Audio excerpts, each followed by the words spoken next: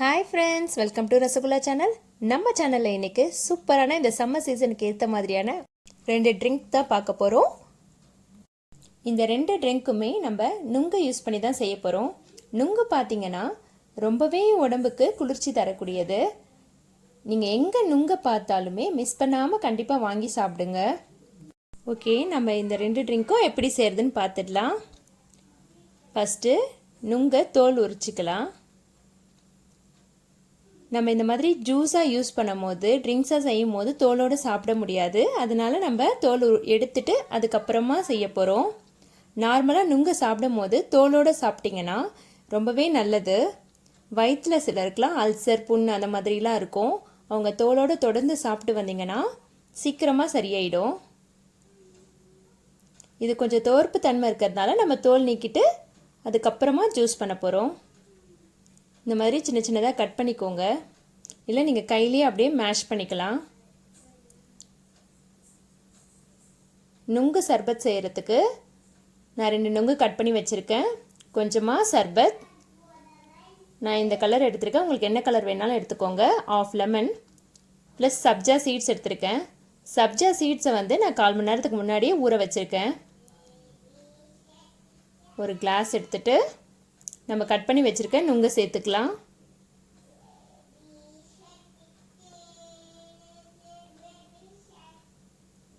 இதுக்கு நம்ம நுங்கை மிக்சியில் அரைச்சி கூட போடலாம்.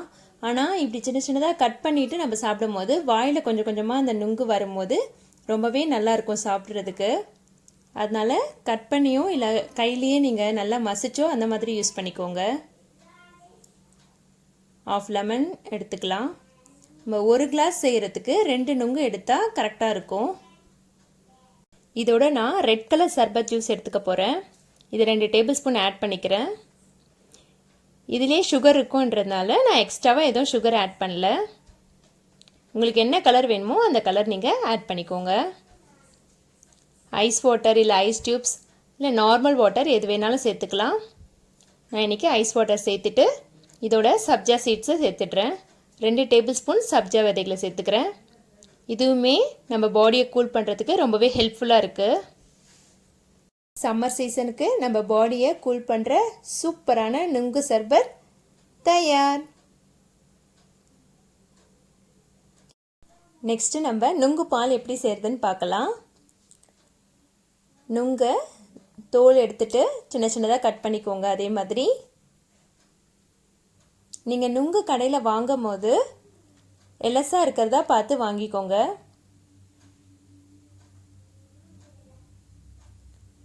ஒரு கிளாஸில் நம்ம கட் பண்ணி வச்சுருக்க நுங்கை சேர்த்துக்கலாம். நான் இன்றைக்கி 1.5 டேபிள் ஸ்பூன் அளவுக்கு நாட்டு சர்க்கரை சேர்த்துக்கிறேன். உங்களுக்கு வேணும்னா பனை வெல்லம், பனங்கற்கண்டு இல்லை நார்மல் சுகர் எது வேணாலும் சேர்த்துக்கோங்க.